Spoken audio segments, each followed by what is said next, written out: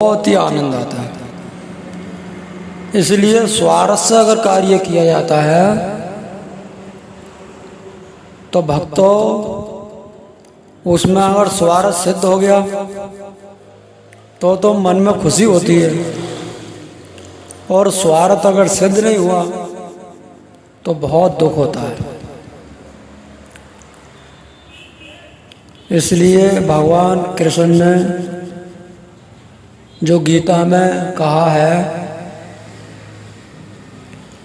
कि बैखरी मध्यमा और पश्यंती,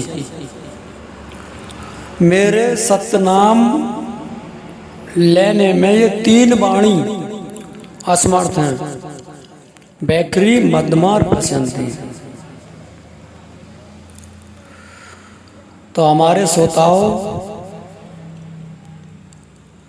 बैखरी वाणी जो है वो है तन की, जिससे बोलते हैं।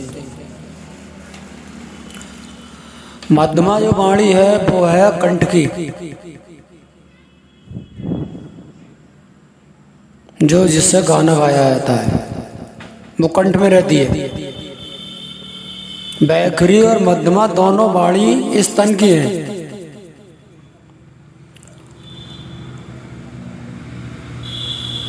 और पश्यंती जो वाणी है वो है मन की।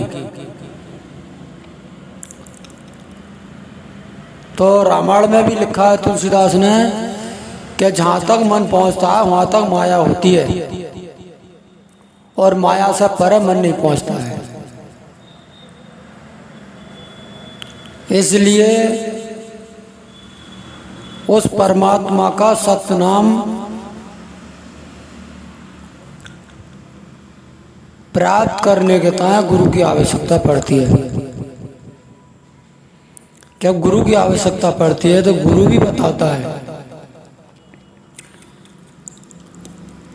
कि वो परावाणी के जरिया उसका ध्यान किया जाता है।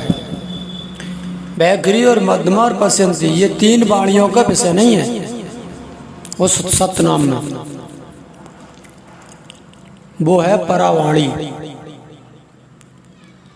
परंपरा से पर है प्यारा, दुष्टों का संहारन हारा, ज्ञानी पास तुम्हारे बासा, आए जो शरण कटे हम पासा, भक्तन की नित कर रखवारी, जिन राखे बालक में तारी। उस परमात्मा का जो उच्चारण होता है, जो ध्यान होता है, वो परावाणी के माध्यम से होता है।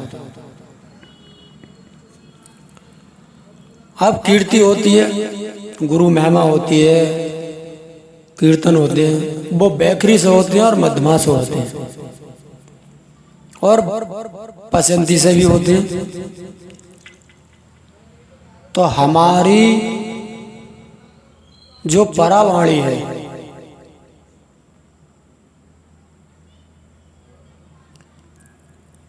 वो सत्यलोक तक उसकी आवाज जाती है, परावाणी है। बैखरी वाणी की भूमंडल में आवाज जाती है,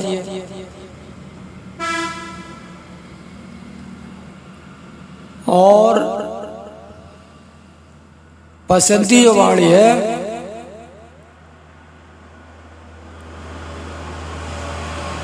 वो देवलोक तक आवाज जाती है। इसी प्रकार से हमारी जो तीनों वाणियां हैं उस सत्य बोलने में असमर्थ हैं, क्योंकि सत्य जानने के टाइम हमें शास्त्रों का अध्ययन करना पड़ेगा। शास्त्रों का जब अध्ययन करेंगे तो हमको ये ज्ञात होगा कि सत्य कहाँ से प्राप्त होगा।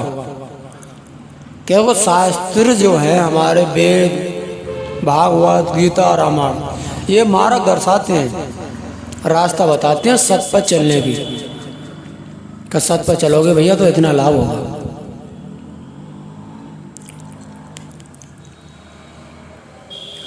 इसलिए वेद शास्त्रों को भी पढ़ना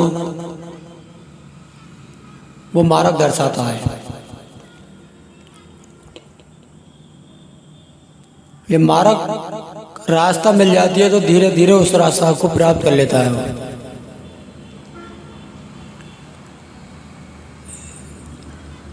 जब रास्ता प्राप्त हो जाती है तो वो अपने धाम को पहुंच जाता है। उसको ये बोध हो जाता है कि सत्य क्या है और असत्य क्या है। क्योंकि परमात्मा से जो भी वस्तु भिन्न है,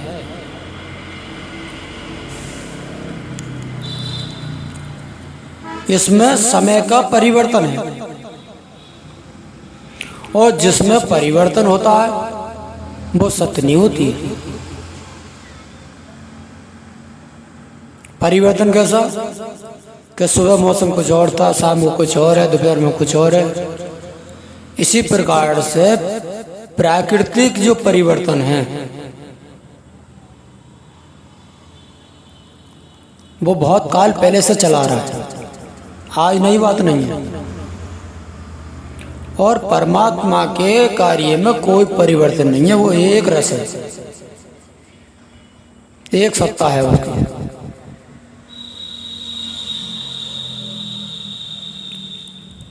तो जहां परिवर्तन होता है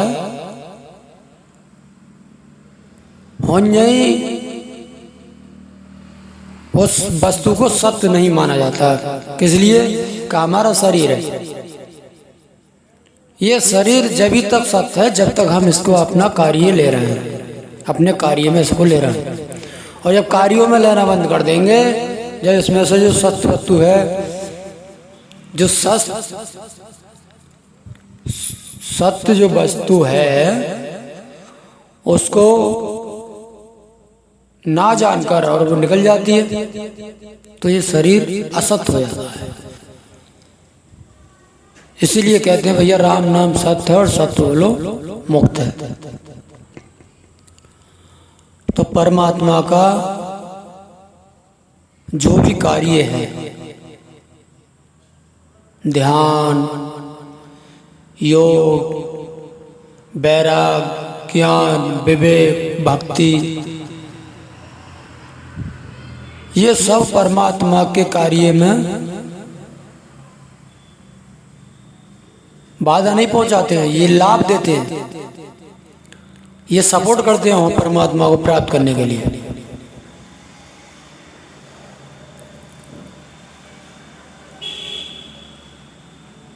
बोलिए भक्तिराम महाराज की जय।